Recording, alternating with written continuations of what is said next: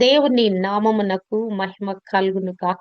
Heavenly light ministries global prayer tower ఆధ్వర్యంలో జరుగుతున్న ఉదయకాలపు స్తుతి ఆరాధన కూడికొచ్చిన మిమ్మల్ందరినీ ప్రేమపూర్వకంగా ఆహ్వానిస్తున్నాను. క్రిస్మస్ సమయంలో ఉన్నాము, ఆ సంబరాలు జరిపించుకుంటున్నాము. మరి అంతేకాదు, అనేకమైన క్రిస్మస్ వర్తమానాలు మనం వింటా ఉన్నాం. మరి ఈ దినము ప్రభు పుట్టిన సమయంలో జరిగిన సంభవాలను మరి మత్తయి సువార్తికుడు, లూకా సువార్తికుడు ఇద్దరూ రాశారు. మరి వాక్యము ఇచ్చట కొంత అచ్చట కొంత మరి వింటూ ఉంటుంది అని రాయబడిన అక్కడ ఇక్కడ రాయబడి ఉన్నది. దాన్ని మనం క్రోడీకరించి తీసుకోవాలని యెషయా గ్రంథకర్త చెప్పాడు. వాక్యం అచ్చట కొంత ఇచ్చట కొంత ఉంటది అని రాయబడిన మాట నెరవేర్పుగా మత్తయి సువార్త మరి యొక్క లూకా సువార్తలో ప్రభు పుట్టిన సంభవాలు మరి క్రోనాలజికల్ ఆర్డర్ లో రాయబడినవి. కానీ రెండు మరి ఇద్దరు రాసిన సువార్తికులు అన్ని విషయాలు ఒక్క చోటే పొందుపరచలా. మరి రాసిన విషయాలు మరి మత్తయి సువార్తకుడు కొన్ని రాస్తే లూకా సువార్తికుడు కొన్ని రాశారు. వారు ఏమేమి మరి వారు గమనించారు, వారు ప్రభు పుట్టుకలోని సంభవాలు మరి వారికి ఎలాగున ప్రభు వారికి బయలుపరిచాడు, వారు కనులారా చూచిని చెవులారా విన్నవి మరి అనేకమైన పరిష్కారాలు వారు పరిశోధనలు చేసి రాసిన విషయాలు కూడా ఇందులో పొందుపరచబడి ఉన్నాయి. కనుక మరి brief history of birth of Jesus, క్రీస్తు ప్రభు పుట్టుక సమయంలో జరిగిన సంభవాల గురించి కొన్ని విషయాలు మనము ఈ ఉదయకాలము నేర్చుకుందాం. మొట్టమొదటిగా చూసినట్లయితే ద జీనియాలజీ ఆఫ్ జీసస్. మనకి అన్ని తెలిసిన విషయాలే ఇవన్నీ. ఏంటి మనకి రివ్యూ, అవునా కదా? క్రైస్తవులందరికీ చిన్నప్పుడు పుట్టినప్పటి నుంచి మరి వారు సండే స్కూల్కి వెళ్ళినప్పటి నుంచి కూడా వాళ్ళకి ఈ విషయాలన్నీ కూడా చెప్పబడతాయి. మరి మానవులమైన మనము మర్చిపోయే స్వభావం ఉన్నాం కనుక దేవుడు పలికిన విషయాలనే పదే పదే పలుకుతూ మనతో మాట్లాడుతూ ఉంటాడు. హల్లెలూయా, హల్లెలూయా. కనుక ఆ విషయాలను మనం రివ్యూ చేస్తా ఉన్నాము. ఆ రివ్యూ చేస్తున్న విషయాలను మరి ఉదయకాలం మరొకసారి మనము ధ్యానిద్దాము. ద జీనియాలజీ ఆఫ్ జీసస్, క్రీస్తు ప్రభు యొక్క వంశావళి. అసలు ఆయన ఎక్కడ నుంచి మరి ఎలా పుట్టాడు, ఎవరి వంశములో పుట్టాడు, ఆయన పుట్టక ముందు ఎవరిలో నుంచి ఆయన పుడతాడని మరి వాక్యము సెలవిచ్చింది. ఆ రాయబడిన విషయాలు ఎలాగున ప్రభు పుట్టుకలో నెరవేర్చబడిన. ఈరోజు నేను ప్రవచనాల నెరవేర్పు గురించి నేను చెప్పటం లేదు, కానీ మరి ప్రభు యొక్క వంశావళిలో నుంచి ఆయన ఏ గోత్రములో ఎవరికి పుట్టాడనే విషయాలు మనము ధ్యానిద్దాము. మత్తయి సువార్త 1వ అధ్యాయము 1 నుండి 17 వరకు చూస్తే మరి అక్కడ ప్రభువు పుట్టడానికి ముందు 42 తరాల ప్రజలున్నట్లుగా మనము చూడగలము. మరి ఈ 42 తరాలలో మరి ఎవరిని గురించి ఎక్కడి నుంచి ప్రారంభించబడిందంటే అబ్రహాము గురించి, అబ్రహాము నుంచి యొక్క తరాలు ప్రారంభించబడినాయి. మరి చూచినట్లయితే 1వ అధ్యాయము 17వ వచనములో అబ్రహాము మొదలుకొని దావీదు వరకు తరములన్నీయు 14 తరములు. దావీదు మొదలుకొని యూదులు బబులోనుకు కొనిపోబడిన కాలము వరకు 14 తరములు. బబులోనుకు కొనిపోబడినది మొదలుకొని క్రీస్తు వరకు 14 తరములు. ఇక్కడ తరములు తరములు తరములను రాస్తూ 42 తరాల గురించి, ఆ వ్యక్తుల గురించి, ఆ తరాలలో ఉన్న ఆ యొక్క ఆ కుటుంబ ప్రధానుల గురించి రాయబడినట్లుగా మనము చూడగలము.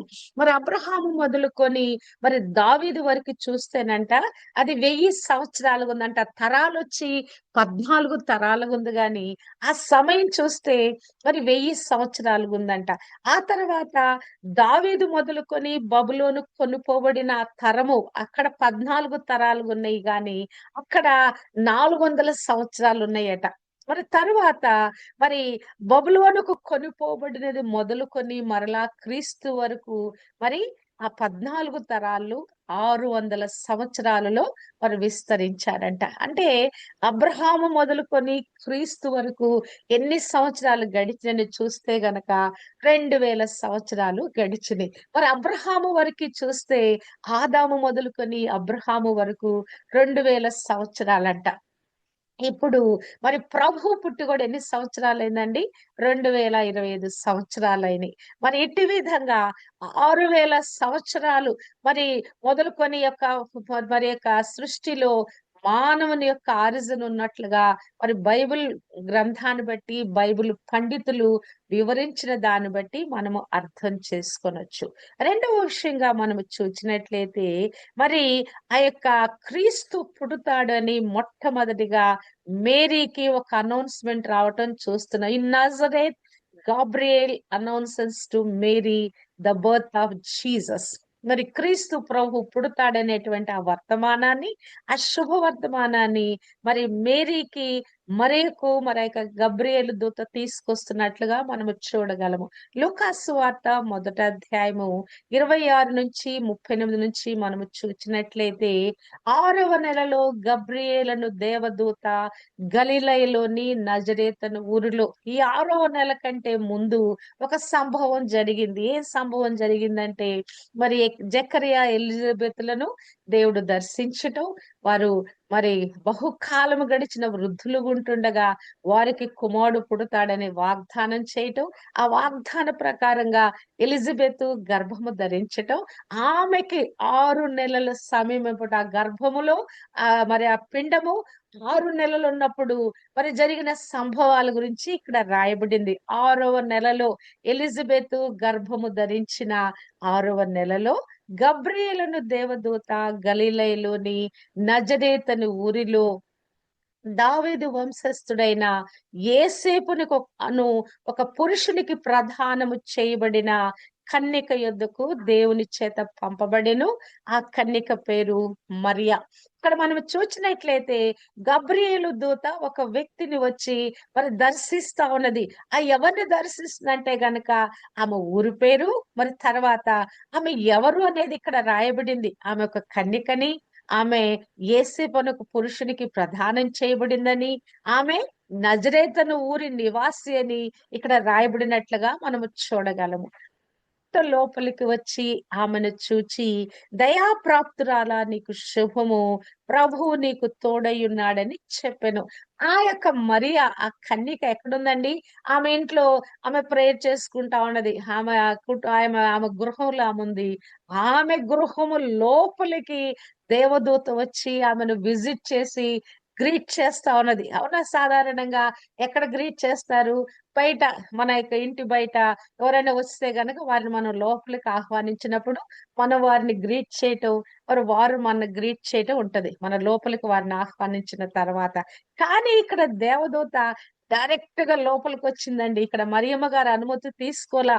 మరి డైరెక్ట్ గా లోపలికి వచ్చేసి, దయాప్రాప్తురాలా, నీకు శుభము అని ఇక్కడ ఆమె గ్రీటింగ్స్, దేవదూత మరియమ్మకు గ్రీటింగ్స్ తెలియచేస్తా ఉంటది. అంటే దేవుని యొక్క వర్తమానం వచ్చేటప్పుడు మరి దేవుడు అనుమతి కోరడండి. మన యొక్క పర్మిషన్ కోరి మనకు ఆ వాగ్దానాలు కానీ, తన వర్తమానం గాని మనకు పంపించడు.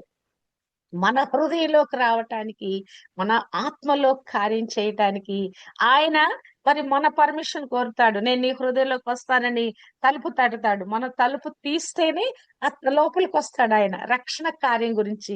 కానీ మనకి ఏదైనా ఒక విషయము, ఒక వర్తమానము తెలియచేయాలంటే ఆయన మన అనుమతి తీసుకోడు. ఇక్కడ డైరెక్ట్ గా మరి ఆ లోపలికి, ఇంటి లోపలికి మరి దగ్గరకు వచ్చి ఆ దూత మాట్లాడుతున్నది, దయా ప్రాప్తురాలా, నీకు శుభము, ప్రభు నీకు తోడై ఉన్నాడని చెప్పెను. హల్లెలూయా.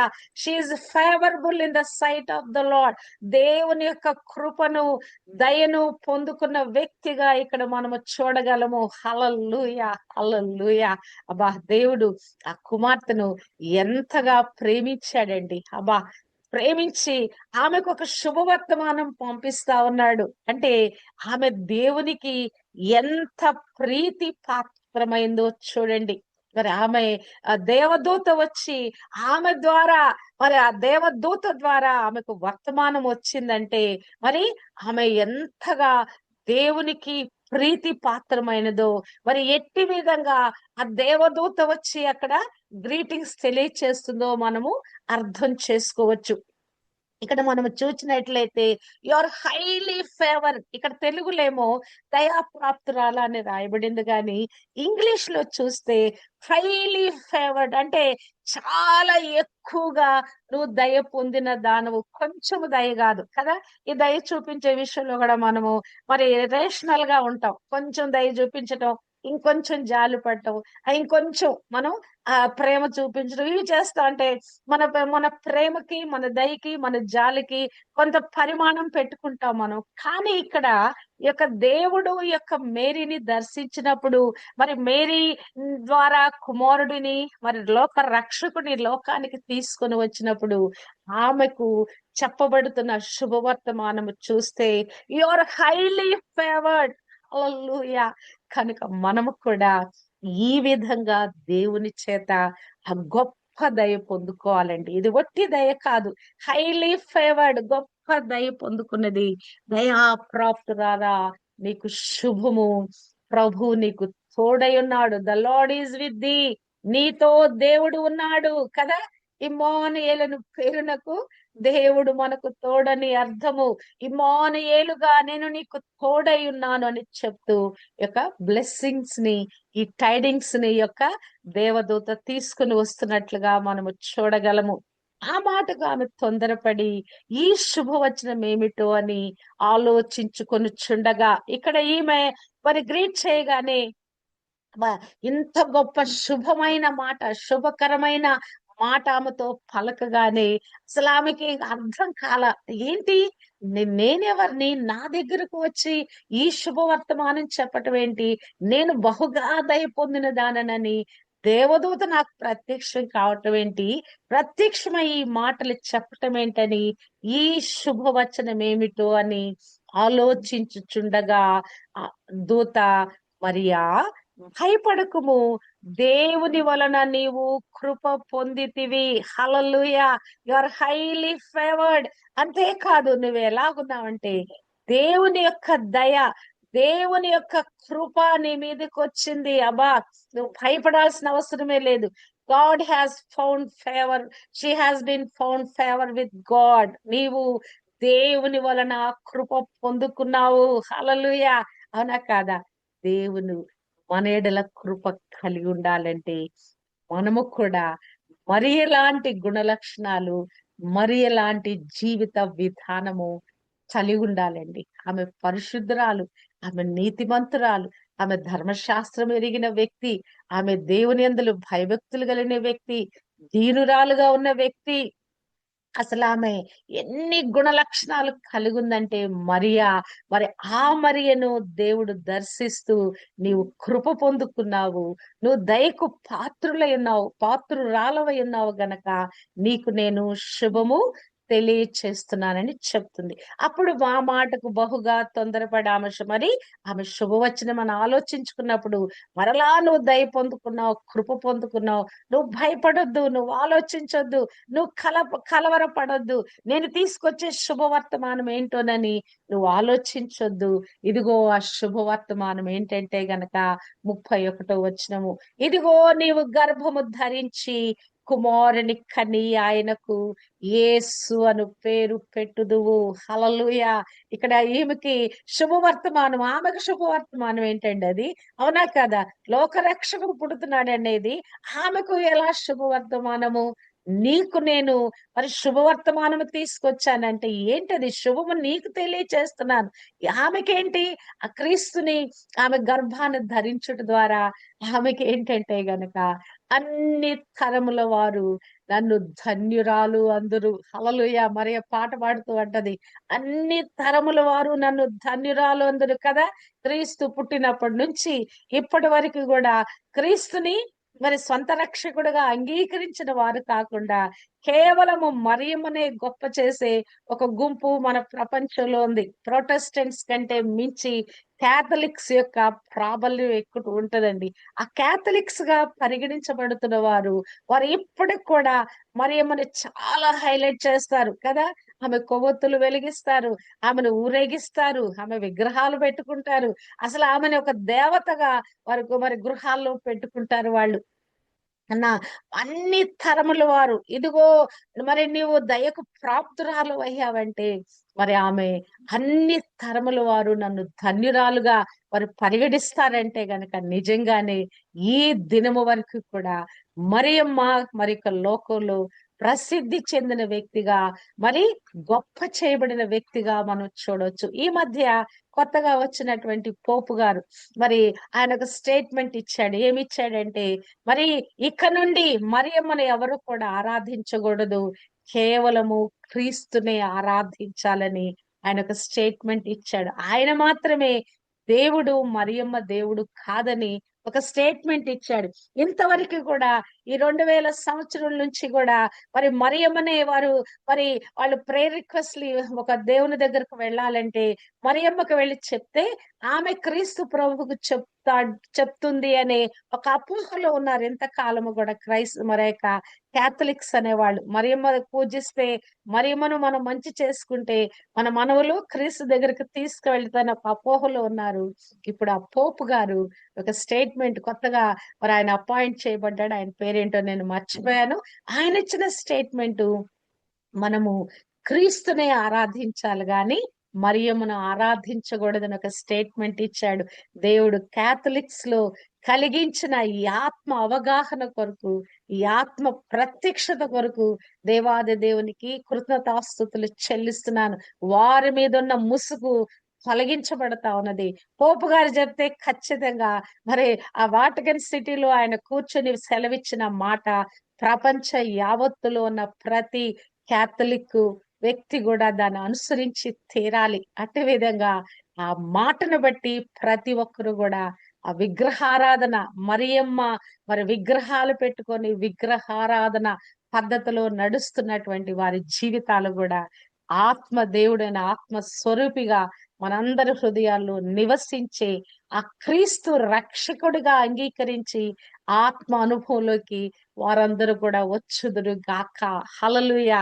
ఇదిగో నీవు గర్భము ధరించి కుమారుని కని ఆయనకు యేసు అని పేరు పెట్టుదు. యేసు అని ఎక్కడ రాసినా కూడా ఫుట్ నోట్స్ లో యేసు అని శబ్దమునకు రక్షకుడు అనే అర్థం అని రాయబడి ఉంటదండి. మన బైబిల్ గ్రంథంలో చూస్తే ఎక్కడ యేసు అనే పదం రాయబడిన ఆ 2 అక్షరాలు యేసు అని రాయబడిన ఆ 2 అక్షరాల దగ్గర ఫుట్ నోట్స్ నంబర్స్ వేసి ఉంటది. 102 ఏదో వేసి ఉంటది. కింద మనము చూస్తే ఆ శబ్దమునకు రక్షకుడని అర్థం. యేసు అనేది వారు పలికేటువంటి ఒక శబ్దంగా జీసస్, ఈషు మషి, ఈషు ఏ భాషలో పలికినా కూడా అదొక శబ్దంగా మరి అది దానికి అర్థంగా ఉంది. చాలా మంది మరి వితండవాదులు ఏం ప్రశ్న వేస్తారంటే మన పేరుంది గదా! నా పేరు ఒక పేరు అనుకోండి. ఈ పేరు ఇంగ్లీష్‌లో పలికినా, తెలుగులో పలికినా, హిందీలో పలికినా ఒకటే ఉంటది.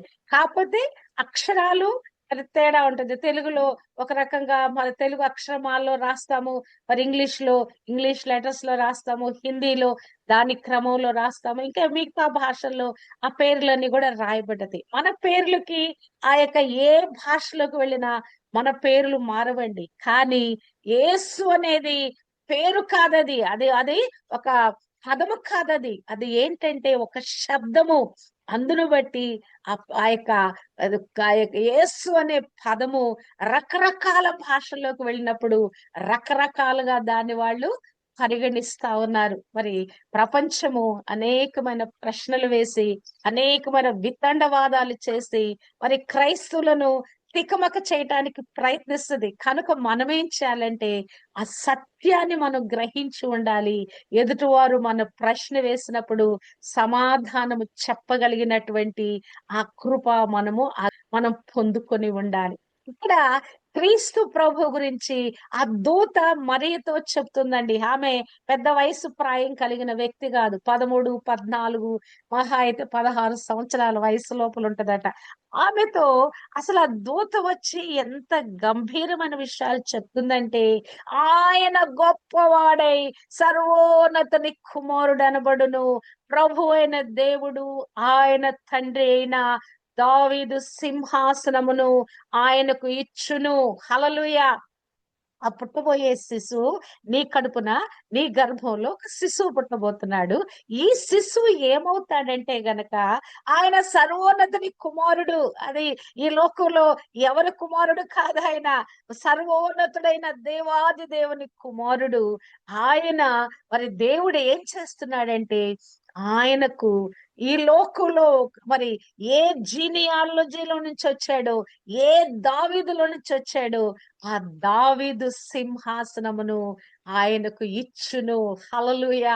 2 సమూయేలు 7 అధ్యాయంలో మరి రాయబడిన మాటలు దావీదుతో నాతాను ప్రవక్త వచ్చి చెప్తాడు. ఇలాగున దేవుడు నీ సింహాసనాన్ని తరతరములకు నేను స్థిరపరుస్తున్నానని చెప్పబడిన మాట ఆ సంతానమైన క్రీస్తు ద్వారా ఆ యొక్క ప్రవచనము యొక్క నెరవేర్పు మనము చూడగలము.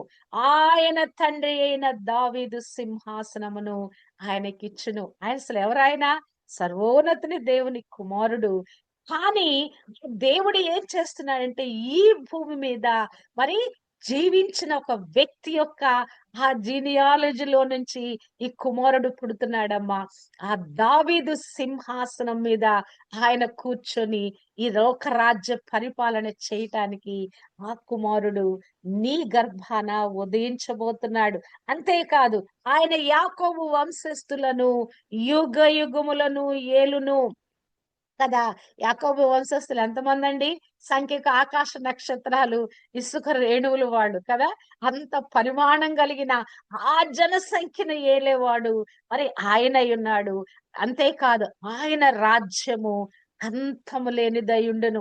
యాకోబు వంశస్థులు ఈ భూమి మీద పుట్టిన అబ్రహాము, ఇస్సాకు, యాకోబుల సంతానాన్ని ఆయన ఏలటమే కాదు గాని ఆయన రాజ్యము అంతము లేనిదై ఉండునని ఆమెతో చెప్పెను. హల్లెలూయా!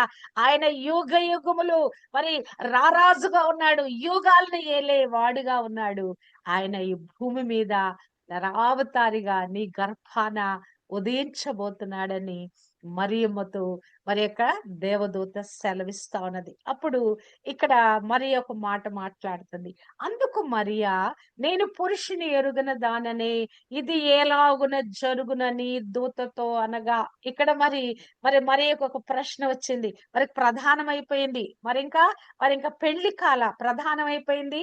ఈ యొక్క పురుషునికి ఈ యొక్క స్త్రీ అని నిర్ణయించబడింది. ఈ స్త్రీకి ఈ పురుషుడని నిర్ణయించబడి ఒక బెట్రోతల్ కార్యక్రమం ఆ యొక్క ప్రధాన కార్యక్రమం జరిగింది.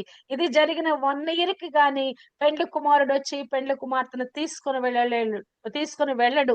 ఈ సంవత్సర కాలము వారిద్దరిని పరీక్షిస్తారంట. పెళ్లి కుమారుడు యొక్క ప్రవర్తన ఎలా ఉంది? వారి పెళ్లి కుమార్తె యొక్క ప్రవర్తన ఎలా ఉంది? వారు పరిశుద్ధ జీవితం జీవిస్తున్నారా? భార్య కొరకే ఆయన కనిపెట్టి ఉన్నాడా? ఈమె భర్త కొరకే కనిపెట్టి ఉన్నదా? ఇవన్నీ కూడా పరిశీలన చేస్తారంట. 1 ఇయర్ అయిపోయిన తర్వాత వారిని తిరిగి వివాహములో ఏకం చేస్తారంట. అప్పటి వరకి వారినొకరొకరు చూచుకోవటం గాని, ఒకరొకరు కలవటం గాని జరగదు. ఇప్పుడేమంటుంది, నేను పురుషుని ఎరుగని దానిని నాకు కేవలం ప్రధానమైందయ్యా. నా భర్తతో నాకు ఎటువంటి కూడా సంబంధం లేదు.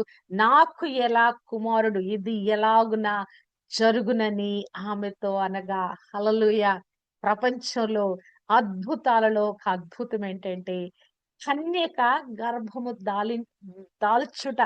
The greatest miracle on this earth. అసాధ్యాలు సాధ్యపరచబడిన విషయం ఏంటంటే మరియా, కన్య అయిన మరియా గర్భము ధరించుట. ఎలా జరిగిందది? 35వ వచనములో దూత చెప్తుంది. దూత పరిశుద్ధాత్మ నీ మీదికి వచ్చును, సర్వోన్నతుని శక్తి నిన్ను కమ్ముకొనును గనుక పుట్టబో శిశువు పరిశుద్ధుడై దేవుని కుమారుడు అనబడును. హల్లెలూయా. ఇక్కడ దూతతో దూత మరియతో వివరించి చెప్తోంది, విషయాలు చెప్తోంది. నీ కడుపున కుమారుడు పుడతాడు. ఈ కుమారుడు ఫలానా వంశంలోంచి వచ్చి పుడతాడు. అంతేకాదు ఆయన సర్వోన్నతుని కుమారుడు అనబడతాడు. అంతేకాదు ఆయన రాజ్యము అంతము లేనిదని చెప్తూ, ఈ కుమారుడు ఎలా పుడుతున్నాడంటే గనక పరిశుద్ధాత్మ అభిషేకము నీ మీదికి వస్తది. ఆ దేవాది దేవుని సర్వశక్తుడైన దేవుని యొక్క ఆ యొక్క శక్తి నిన్ను కమ్ముకుంటది, నీ మీద ఆవరిస్తది. అభిషేకాత్మ నీ మీద అది నిన్ను కమ్ముకుంటది. ఆ కమ్ముకున్న ఆ ప్రభావపు తాకిడిలో నుంచి నీ యొక్క గర్భము ఫలించబోతా ఉన్నది. కమ్ముకొనును గనక ఆ పుట్టబోయే శిశువుడు ఎలా ఉంటాడు? పరిశుద్ధుడై దేవుని కుమారుడు అనబడును కదా. ఎలా పుడుతున్నాడు ఆయన?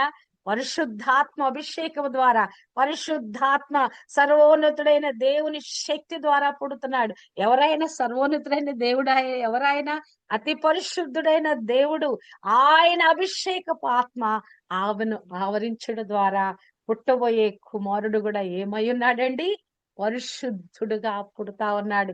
మానవులందరూ కూడా ఎలా పుడుతున్నారు? నేను పుట్టుకతోనే పాపినయ్యా, నా తల్లి గర్భంలోనే నా తల్లి పాపంలోనే నన్ను కన్నది అని దావీదు వాపోతాడు కదా. అంటే ఏంటి? మానవులందరూ కూడా ఆదాము అవ్వలు చేసిన పాపాన్ని సంక్రమించుకొని పుట్టారు. కానీ కేవలం క్రీస్తు ప్రభు మాత్రమే పాపరహితుడుగా, పరిశుద్ధుడుగా ఈ భూమి మీద నరావతారిగా అవతరించాడండి. హల్లెలూయా, హల్లెలూయా.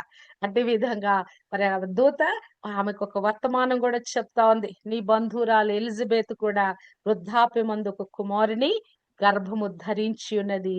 గొడ్రాలనబడిన ఆమెకు ఇది 6వ మాసము. ఇక్కడ క్యాప్షన్ పాపం ఎలిజబెత్ కు పెట్టబడింది.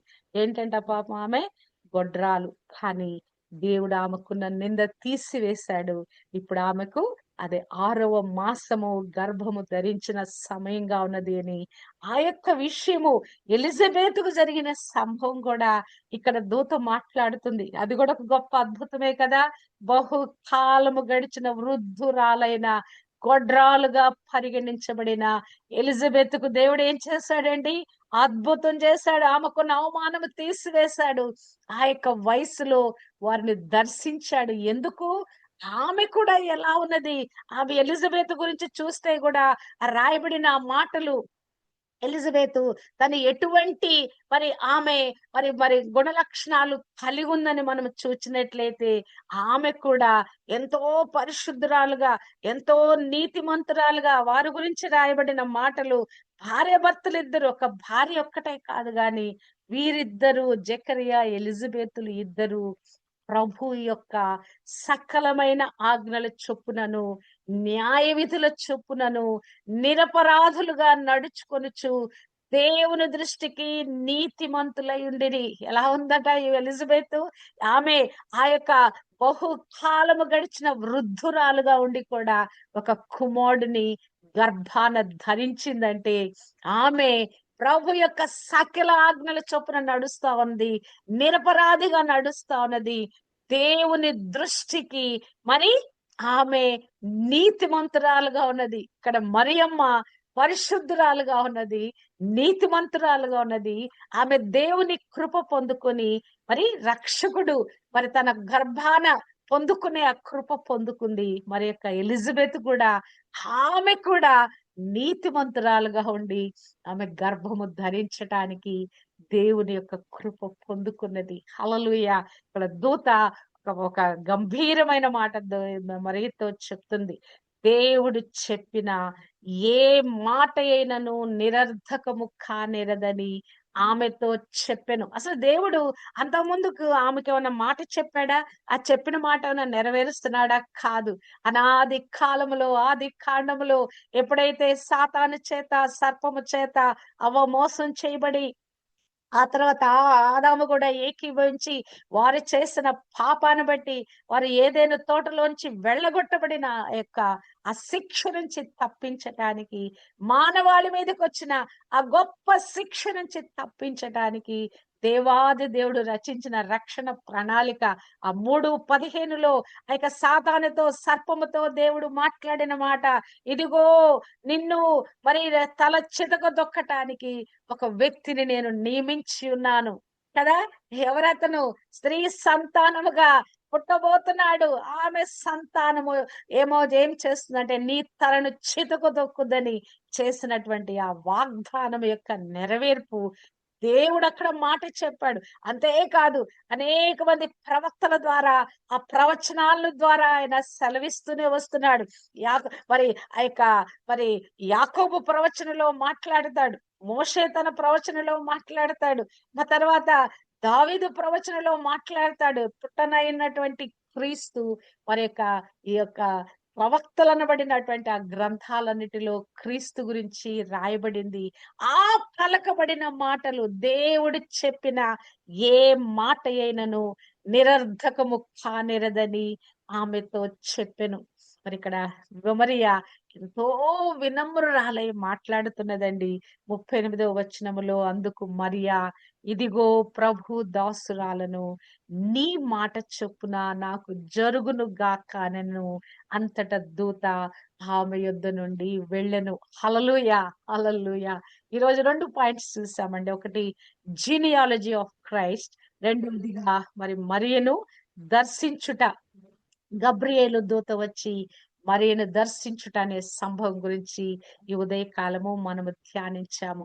మరి దేవుని కృపలో కంటిన్యూషన్ లో ఆ క్రిస్మస్ సమయంలో జరిగిన సంభవాలను మరలా మనం పునరాలోకించుకుంటూ రివ్యూ చేసుకుంటూ వాటన్నిటిని కూడా మనము ధ్యానిద్దాము. మరి దేవుడు ఈ మాటలు మరి మనతో మాట్లాడుతుంటుండగా మనము ఈ మాటలన్నిటినీ వివేచిస్తూ ఈ సత్యాన్ని గ్రహించిన వారమై మరి క్రీస్తు ప్రభు పుట్టుక గురించి అనేక మందికి మరి కొన్ని మాటలన్నా చెప్పటానికి, ఆ జరిగిన సంభవాలలో మనకున్న నాలెడ్జ్ లో కొన్ని మాటలైనా ఎదుటి వారికి చెప్పి రక్షకుడైన క్రీస్తు యొద్దకు కొద్ది మందినైనా ఈ క్రిస్మస్ సమయంలో తోడుకొని రావటానికి దేవుడు తన కృప మనకు అనుగ్రహింప చేయును గాక. ఆమేన్.